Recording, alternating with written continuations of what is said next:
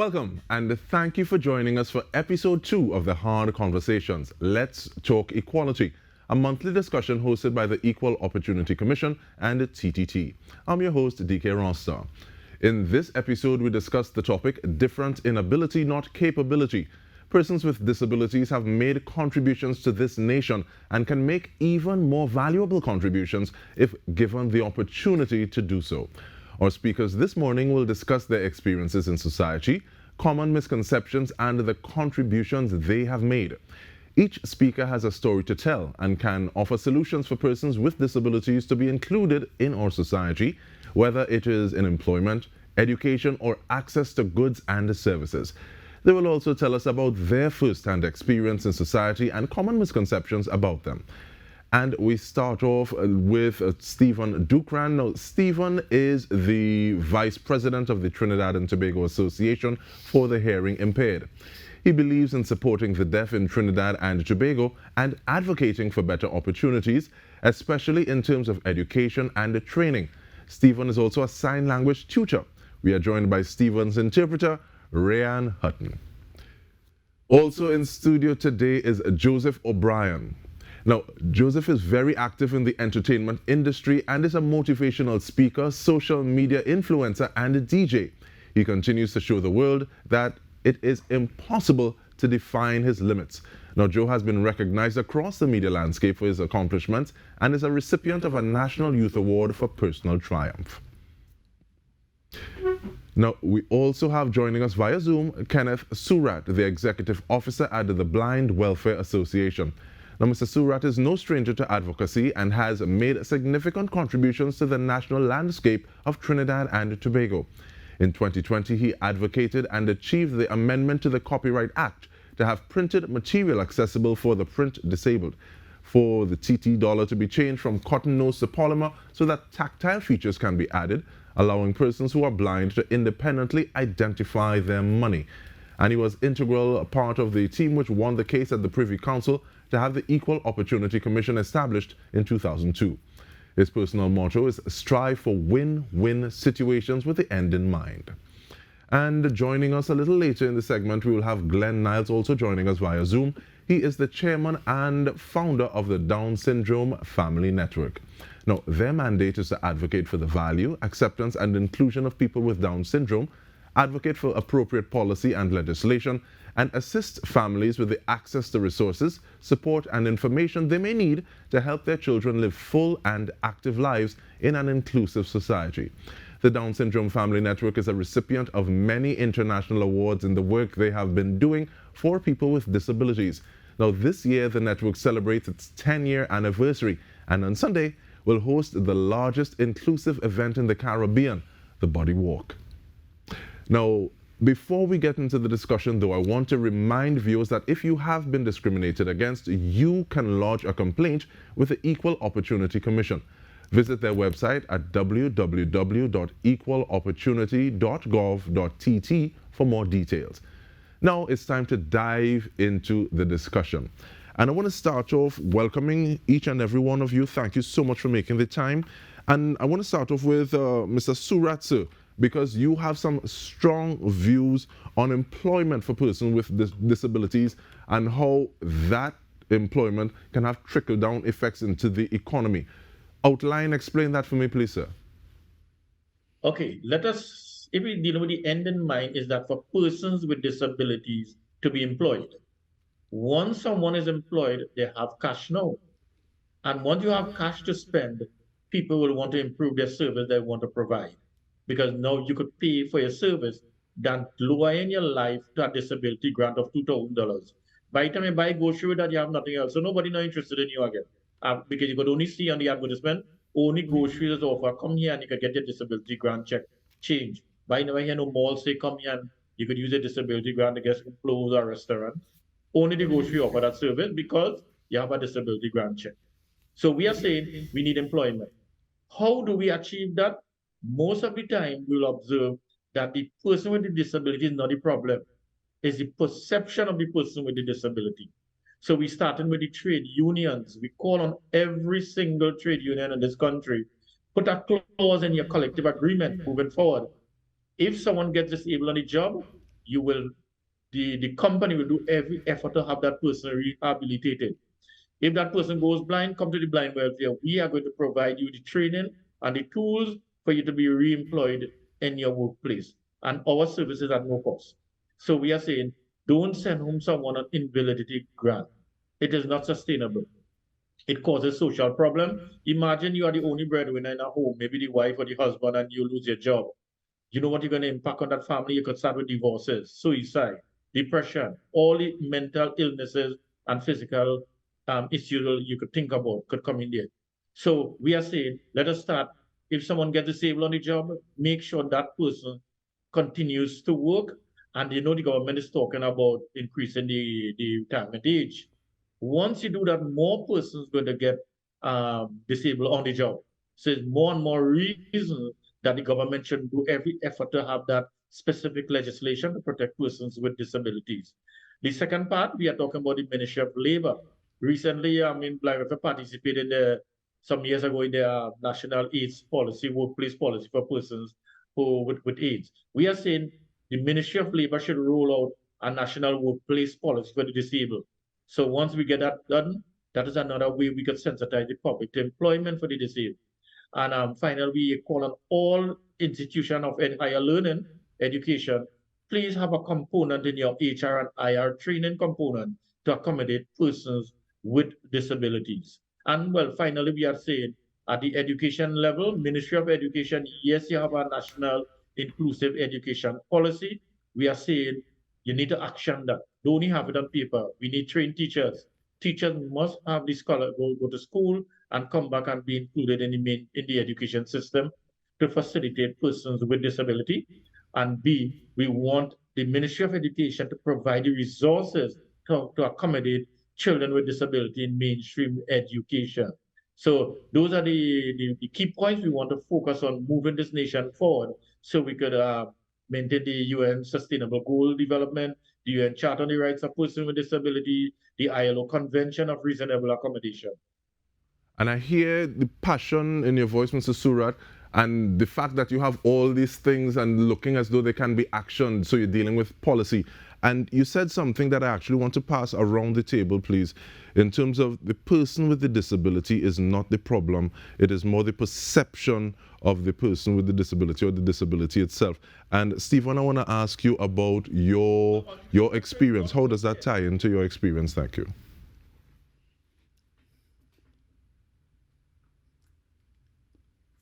When you consider people with disabilities, they're just like people without a disability, right? They may be different in the sense that they may have a hearing loss, they may have a vision loss, maybe something may have happened with their limbs. You know, but their skills may still be intact.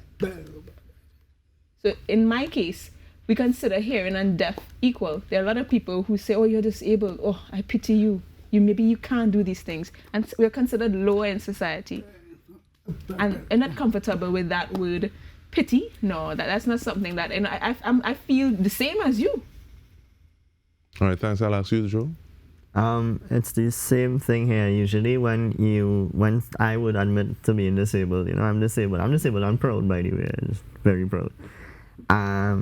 Somebody will look at me and say something like, you know, you're not disabled. Don't say that. You're disabled. You know, you're not disabled meaning like don't do nothing, right? And that's not the case. It's not true. What disabled is me, right? Disabled is somebody, you know, going to work, trying to make money, trying to buy their own house, you know, their car, have a family, a wife, etc., etc. And like, you know, disabled, that same conversation I just gave you, if we were to replace the term disabled with a racial term, it will definitely impact a lot of people. Like, you know, they would feel the same way. It's like, yes, I'm disabled. No, you're not. Yes, I'm disabled. No, you're not. And it goes back and forth. It's like, I didn't curse myself. This is who I am. I am this. Disabled is me. And so, yeah, in terms of the perception, yeah, the goal is not, you know, we just want to do anything. No. The goal is we want to be able to access everything that everybody else has access to. We are asking for bare minimum, honestly, and we are tired of the perception being that we deserve less than bare minimum because we are not, because we are not, the minimum that society's perception of minimum. And yeah, that's it. That's all I have to say. All right, thank you so much. And Rian, let me ask you as well, please. In terms, yes, we want to ask you in terms of like be helping to be that bridge.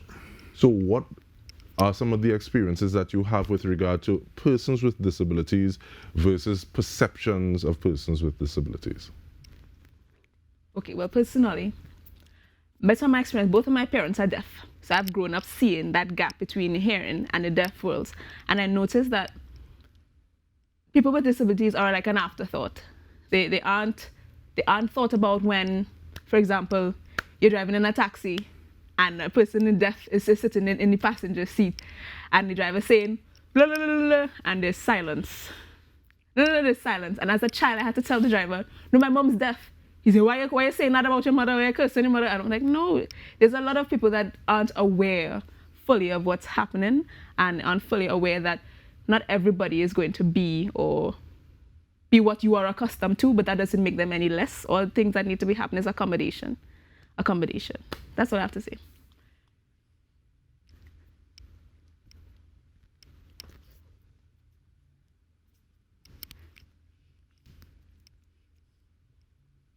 And thank you so much for that. And sometimes it feels as though it can be an oversight, but how do we build a policy to help correct for those oversights so that the persons who this system is supposed to serve are part of the planning and policy making?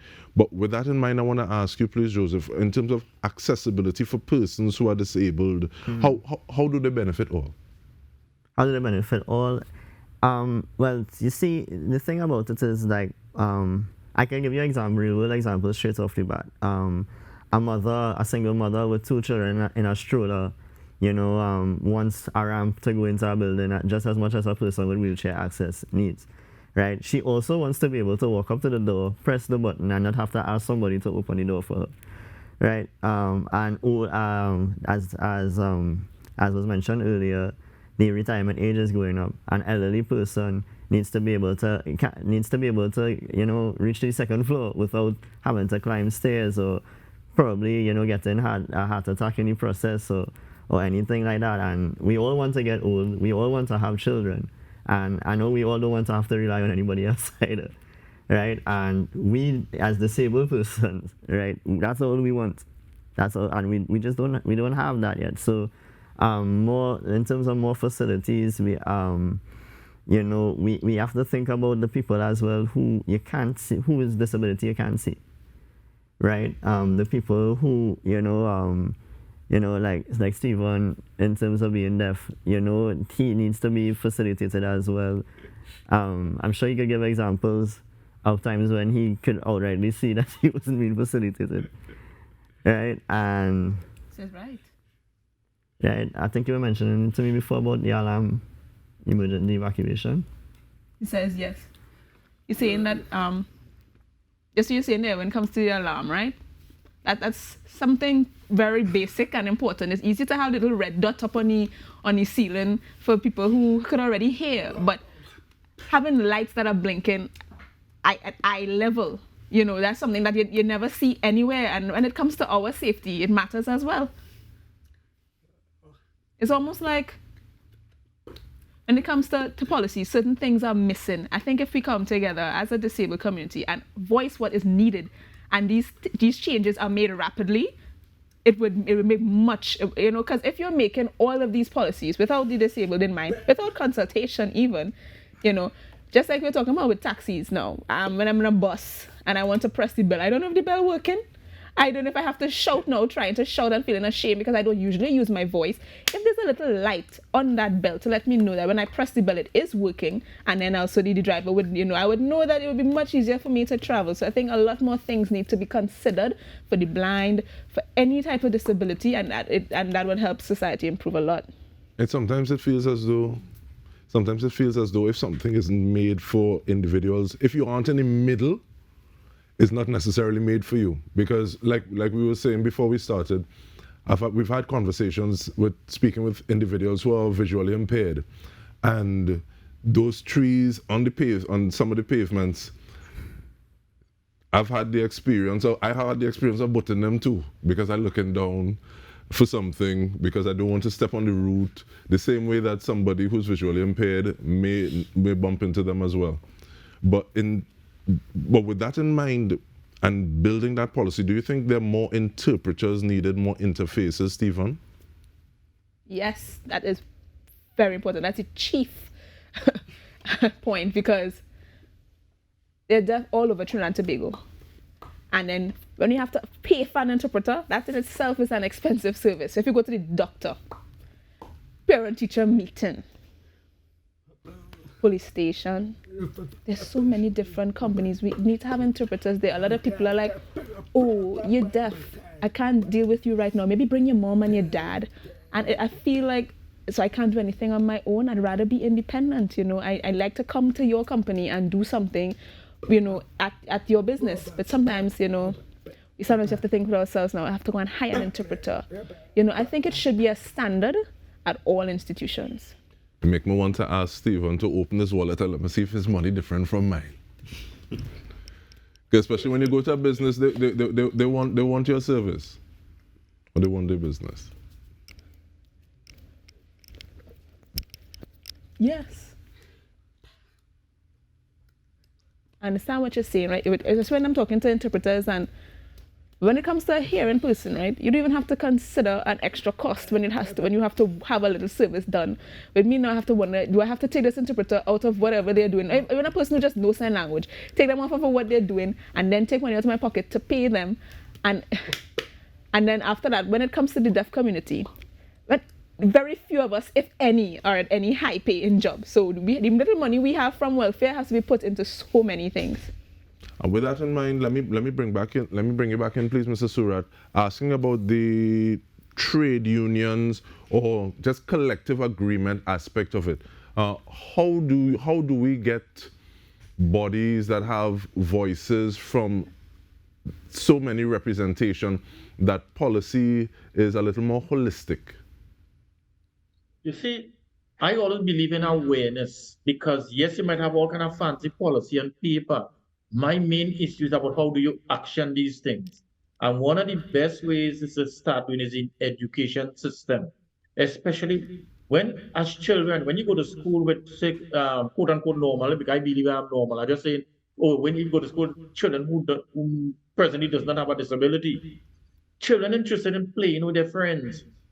So once they start to learn about persons with visual impairment, hearing impairment, whatever disability they may have, and we go to school, we ride the same bus, we go to the same schools, we go to the same church, and we are included, then when these children get big and they start to be professionals out there, whatever they do, they will always be considered, I have to make it for my friend who something for my friend who can't see, you know, or my friend who I went to school here and impaired.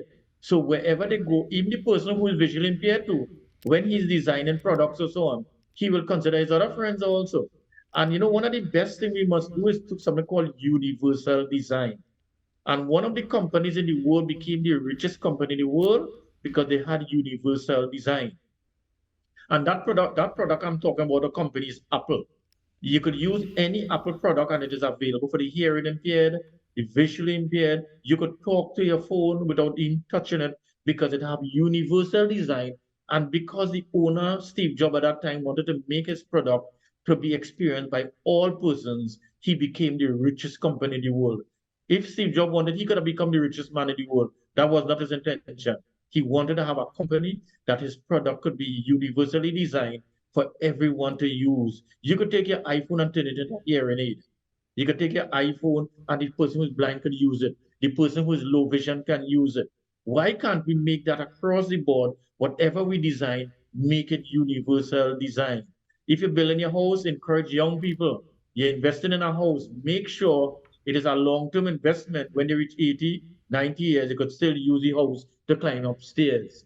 So have that universal design to accommodate you throughout your life. Say a car is coming in the country, make it universally designed. So the person who is disabled could also use the vehicle. Every single thing we do, make it universally designed. Alarm system, whatever you're doing, make sure everyone could use it. and you will see the benefit from it. Because most product that you create, if you create it for the blind, not only the blind benefit from it, everyone benefits from it. If you are a lot of people into visual learning, but if you go into tactile learning, there are some students who are not visual learners, even though they could see. So if you design something for the blind, other person will benefit. You take a cut in the pavement for to accommodate a wheelchair.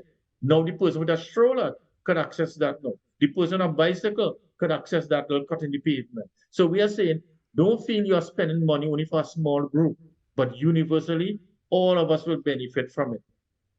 And there's something that you said in terms of a person at this point in time may not presently have a disability, and I think that's such a powerful statement, because what a meteor pass you. But we take a short break, we return to the hard conversations when we return. Stay with us.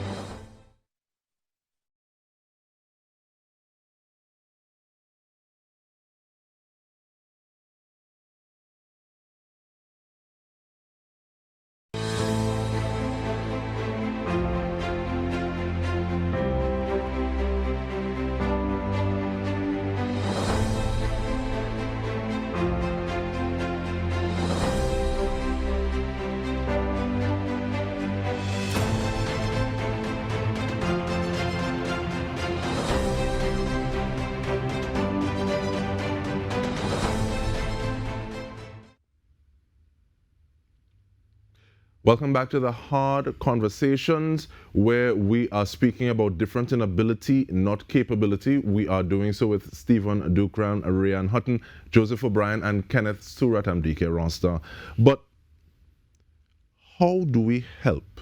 And I say that because sometimes, and I spoke about the oversights a little earlier, so something that may be very basic in the case of you, Stephen and Rayan, having that line of sight so that you can see each other, so that the conversation happens that way. Asking somebody like Mr. Surat, well, look the form there, as opposed to realizing, okay, well, the gentleman is visually impaired. How do we help? I'll start with you, please, Joe. Well, specifically, if you notice, if you were to approach someone with disabilities, having some issues on the road or whatever, or what you might, consider to be issues, the thing about helping them is, like, yes, sometimes we want help, but we really want to give consent for that first. Because although you might push open the door for me today, right, plain talk bad manners, you ain't gonna be there tomorrow, right? And most of the time, when we see certain challenges, it is necessary for us to overcome them in order to be, to strive for that independence. That is specifically, but generally, right? The mentality of the people needs to be that, even when a person with disability is not there, that they're still considered. In my mind, I'm picturing, some construction workers. They just recently put up a project, and then somebody puts their hands on their shoulder, and somebody's like, hey, where the ramp, where the elevator? And, we start over.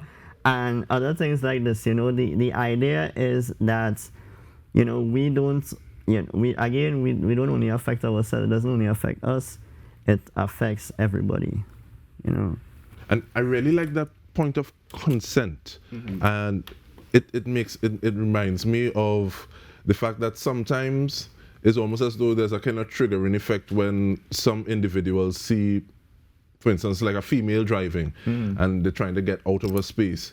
So someone said, okay, well, I need to give directions and become and be a superhero. Mm-hmm. Anybody asks you for that? So, and let me ask the same question of you, please, Stephen.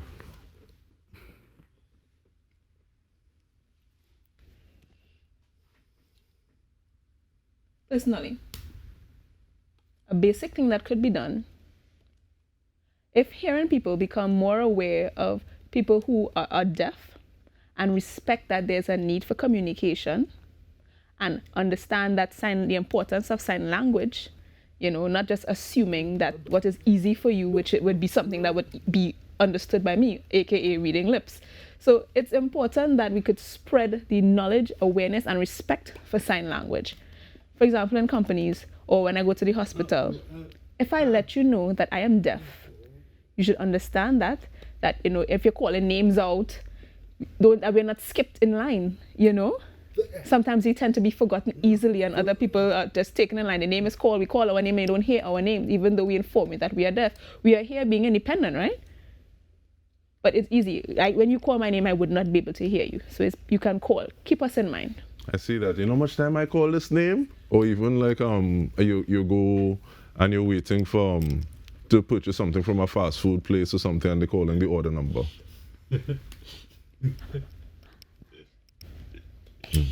Says right. Let me ask you, please, Mr. Surat.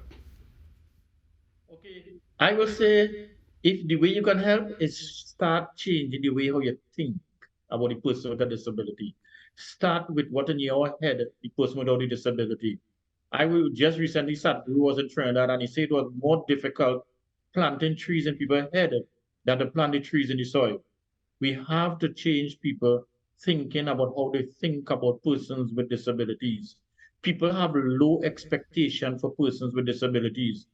In order to change, you have to say, I must have high expectation. It's something we're trying to encourage parents who have children who are blind.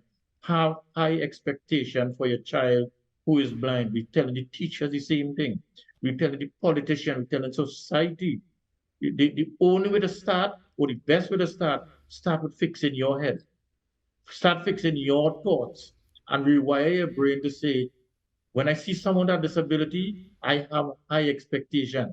I believe that this person could change. I believe that this person could contribute to society than waiting on the roadside to collect a disability grant. I call disability grant is a beautiful way that you see the same person who was blind years ago had a calabash in the hand on the side of the road is a fancy calabash. Change that fancy calabash. Stop the ministry of have to take that disability grant and link it to some form of rehabilitation. So we are saying, yes, we're going to provide funds for you, but it must be over a period of time. We're going to give you the tools to be rehabilitated so you could get into the mainstream system. So all my simple way to help, start thinking about the person with disability differently and stop thinking about we are just a nuisance out there. We are not. And we want to measure this thing called disability. If you take away all my technology from me, my level of disability is very high. If you start to give me the technology to function in the workplace, even though you didn't change my visual impairment physically, by giving me the technology to function or the reasonable accommodation, what you have done, you have adjusted my disability to accommodate me. If someone is sighted in a room and current goes and there's no window and the room get dark, who is the problem there? Is it the room is the problem, or the sighted person who is now blind is the problem? And we are saying the environment is the problem. The person with the disability is not the problem. The environment. If someone cannot access a building because there's no ramp, or a blind person cannot access a website because it doesn't have the accessibility feature on it, the person with the disability is not the problem. Let us start thinking about the environment is the problem, not the person with a disability. And you give that example of the light going out, so who has the disability, Mr. Surat, and you make everything just boil down like Baji. But I want to ask you, I want to ask you your take on it, please, Oriane. And in addition, I want you to put in a plug for where individuals can learn, kind of build capabilities in terms of learning possibly basic sign language. Because I remember just telling someone thank you, and that made such a difference. Or being, well, I think the latest, I can spell D-I-K-E, or someone gave me a name, DK. But other than that, how do we get a little better about it? Well, as I said, it always starts with awareness and education. I'm going to sign for you just now, just because sign language is a different language in itself, right? It starts with education, with understanding that there are many different ways to get one thing done, and not just one way, which is the way you were born with and accustomed with. So that all lends to, just as Mr. Surat said, changing your mindset. If you are more aware that there are people who would get the same thing I want done in a different way, you're going to be much more accommodating and much more inviting, if that's the right word, because there was a time when, during the COVID time period, there was a boss who was given work done for engineering, right? And he had people doing engineering work remotely. And then when it was time for his business to open, and he met and realized that the person who was doing all the work, just like everybody else, was deaf, he wasn't able to get the job. Because he is saying that at the end of the day, what if something happens to you? I'll be held liable, etc., etc. So if all these things were put into place, whether it be policies, whether it be awareness, all these things were put into place, this deaf person who spent most of his life becoming just as qualified as any other hearing person would have gotten the job. So as again, mindset, understanding what is happening. And now when it comes to sign language now, Stephen himself is a sign language teacher. You can meet any deaf person and ask them simply on the side of the road, teach me something, teach me one sign. All these things show that you are interested and you want to learn more about sign, how to communicate. Because I cannot tell you, let's just say you were trying to learn Spanish and you were never able to hear me say hola, right? But I'm telling you, you have to learn to speak the sign language. That is exactly what happened with a deaf person. You never heard, you don't know how to pronounce the word, but somebody's telling you, you have to speak it. You have to, and that's what's happening. So sign language is a deaf person's first language, not spoken word. You cannot hear yourself say the word. You cannot, and it's so much more dynamic than it is. And the sense and structure, how a deaf brain interprets words, and it's completely different to when a hearing person, when we have subject, object, and all these types of things in our sentences. It's not the same for a deaf person. So sign language in itself needs to be a new language. You can't be saying read lips, and it's not easy to say write it down either, because of how language acquisition occurs with a deaf person. So that's my 2 cents. No problem.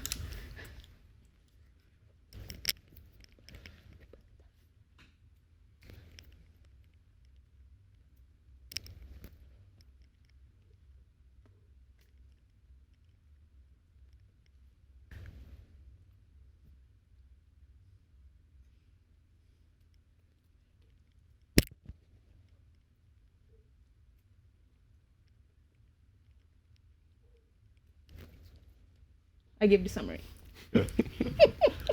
But I love that point that you made about getting to the same destination but using different paths, because, and I tie that into what Mr. Surat was saying about adjusting the mind or planting trees in the mind. Because even if you go to the classroom and you, as an educator, and you find this is the way that I'm teaching something, but this student or these students, they learn it a little differently. Is it a matter of bending them to the will so that everyone does it the same way, or seeing how best we can have people learn concepts in an efficient manner, even though they may do it differently, and the way they do it may then benefit everyone in a manner that is a lot more? But with that, I want to bring in, please, Joe. And is it a window that was cracked in and you kicked it down? And this is just with regard to DJing, because one of the things I get a great deal is that you're different from everybody else who has a disability. Mm-hmm. You're doing so well in spite of your disability. How do you treat with that? Well, there are people who would say stuff like, you DJ well for a disabled person. Actually, no, I lied. You DJ well, how you so? Right? That's what it means. That's what they said, right? And the thing about it is that that's not my standards. I'm not here to impress in terms of look at the disability. I'm here to entertain. Let's party, let's have a great time. And the thing about it is I also had my issues where, people would tell me that, when I went in to ask people, I'm a DJ, the response was, what DJ were? And for those of you who don't understand what that means, it means like that's absolutely absurd, right? And that in itself, and when people even in other countries and all, when they message me and ask me, I like your work stuff, I'm like, let's do something. They're like, keep pushing little buddy, and I was like, yeah, okay, well, you could catch me on my radio station, right? And then they'll be like, oh, well, take my number and stuff.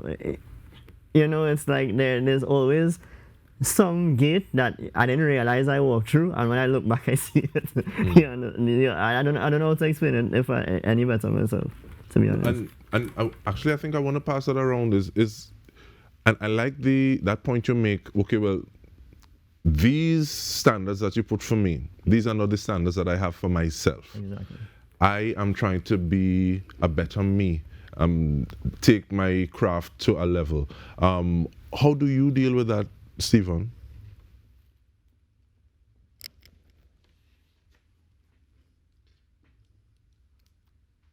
Growing up, I wasn't even afforded the access to formal education, whether it be primary school or secondary school. But my mom, she really had a future and a goal in mind for me, you know, whether it had to be a skill or whatever. So there was an internal struggle inside. I had to force myself when it came to reading, understanding certain words, certain phrases. I had to Google and learn, and after so much time, I then, you know, I went to the dictionary as well. And then as time went by, I became a director, a PRO. Now I'm vice president. I understand some accounting. There's so many skills. And when I tell people these things, they look at me. Because in the past, people were like, well, yeah, of course you can't do these things. You know, of course you can't. You know, you could just use welfare. You know, stay with that and be content with that, you know. But I knew that I could have. I went out and did everything on my own. And right now, I'm teaching sign language as a skill. I have classes. You know, I teach these things, and I'm proud of myself because I feel like I am on an equal footing with hearing people. People look at you, oh, you're disabled and you can't. No, I have a voice for myself, and I explain that I can do these things.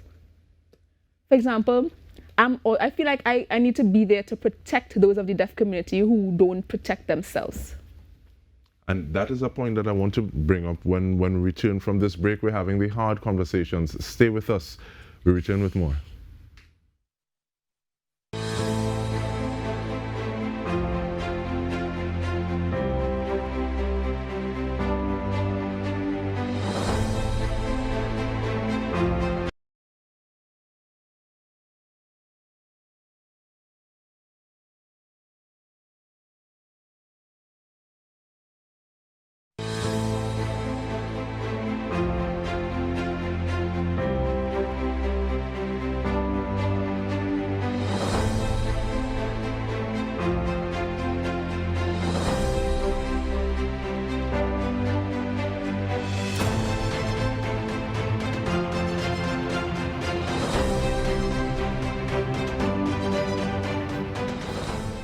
Welcome back to the hard conversations we're having with Stephen Dukran, Rayan Hutton, Joseph O'Brien, Kenneth Surratt, and Glenn Niles is joining us, founder and chairman of the Down Syndrome Family Network. Welcome, Mr. Niles. I'm very grateful for this point that you're joining us with, because just before we took the break, we were talking about the importance of advocating or self-advocating or having someone in your corner, your support network, to advocate for you. As the founder and chairman of the Down Syndrome Family Network, how important is that just to have people know, so having the opportunity for voices to be heard? Well, that is the most important thing, because that is what advocating is all about. And especially as the head of an organization, you know, representing people with intellectual disabilities, who not all of them, because some of them actually can, but not all of them can advocate for themselves. And then we also train the parents to advocate for their children. Because without that, nobody cares. Nobody sees you, they don't hear you, they don't care about you. That, you know, my counterparts on the panel, they would know that very well. And that is why the main thrust of our advocacy is for the necessary legislation and policies to be put in place.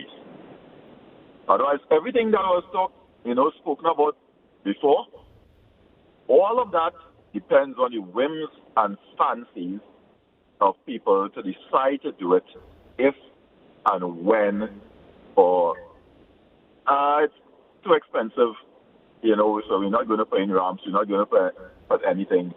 You know, it all depends on their choices.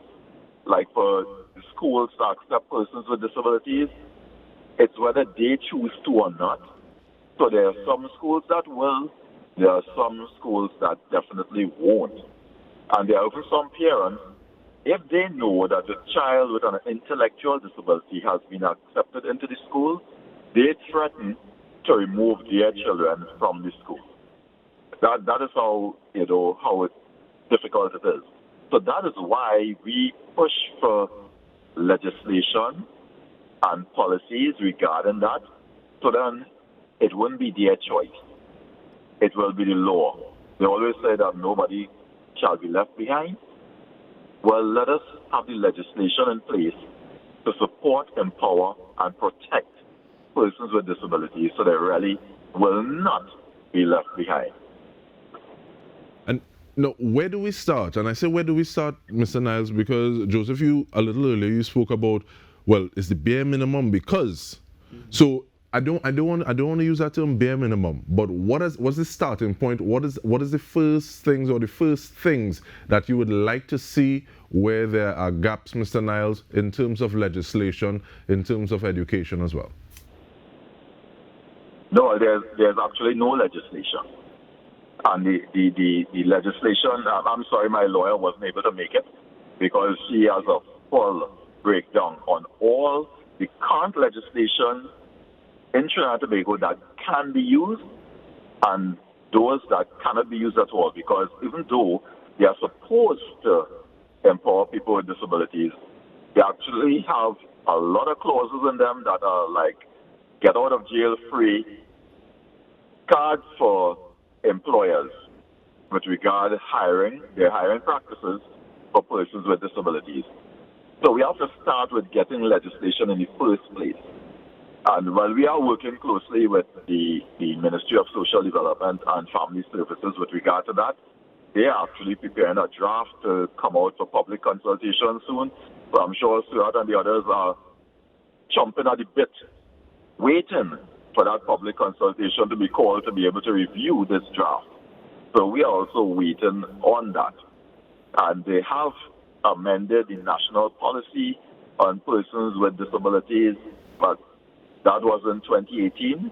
And with, of course, technical advances, that policy is due for another amendment.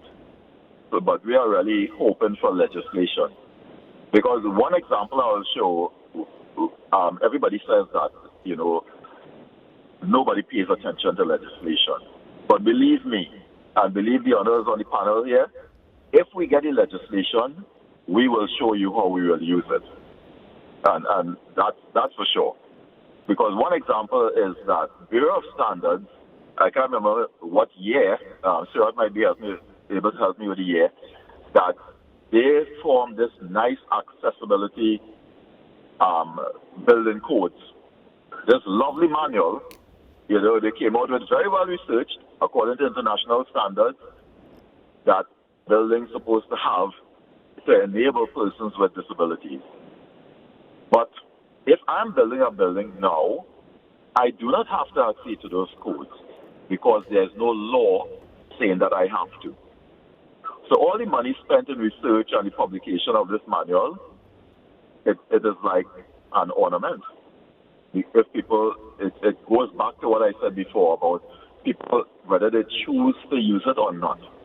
Because there's no legislation saying that if you are building a building, that you have to build it according to these codes to make it accessible for persons with disabilities, regardless of the type of disability. So I could just say, if I'm opening a restaurant, I don't want to put in any ramps. They could go to some other restaurant where it have a ramp and a lift or whatever. I don't care. The other people who I want to come in my restaurant can come in because there's no legislation. With regard to access to education as well, right? All the beautiful points that were mentioned before. But as I said, no school has to take any child. I mean, I went through it with my son. Or take him to Lady Ho Choi, take him here, take him to Charles Works. They're not taking him. And a lot of parents going through that now. But we also have parents who have children in the regular school system in an inclusive environment, and they are doing almost just as well as the other students because they were given an opportunity. But they were given an opportunity, and this was the choice of the school. You know, it wasn't according because the education policy actually says no child left behind, and the minister repeats it every time. But she obviously is not aware of what's actually going on at the school level when the parents go and try to get their children enrolled. And that's why Then we're it's a having these completely hard different conversations, Mr. Niles. And Mr. Niles, I don't want to say I'm vexed with you, but you're joining late, you know. But in the 5 minutes that we have to go in terms of closing arguments, I want to bring in Mr. Surat, your comrade in advocacy, also asking about the one thing you'd want to tell others about those who discriminate against persons with disabilities. Thank you. Okay, the national anthem say every creed and race find an equal place. I want to say every creed, race, and the disabled should find an equal place in Trinidad and Tobago. So I want to add that. And one of the ways we could get that done, people must deliberately go there and say we want to create a diverse workplace. It mustn't mean we want a workplace with persons with different disabilities, different race, different religion. We want a diverse workplace, and we saw the benefits of that at Google. Google deliberately goes out to make sure they have a diverse workplace. And again, I'm saying once we get more and more persons with disability employed, the services will kick in because person with disability will have more money to spend than a disability grant. So my takeaway, I support Mr. Nile. Yes, legislation is very important, and we're going to be advocating for that seriously, but we have to continue working on the minds of persons without disability to change their perception of persons with disabilities. Thank you so much. Stephen? I'm of the same view as Mr. Surat. That's a very good point. And I'd like to add, yes, policies should be all inclusive. No matter the disability, blindness, deafness, Down syndrome, no matter what, so that everybody would have no choice but to include. For example, just like when it comes to in other places where you have other legislation where people have to have certain buildings in a different a certain following different codes, I would like the same thing. And I also want to advocate for sign language rights for all. Rian. Oh, I would like to say my last 2 sentences for all those who are discriminating against those who are disabled. You are sincerely missing out, because there is so much that they can contribute, and in contributing to the society, we can move forward. It's also a step forward. Leaving people behind is still no step forward. That's my opinion.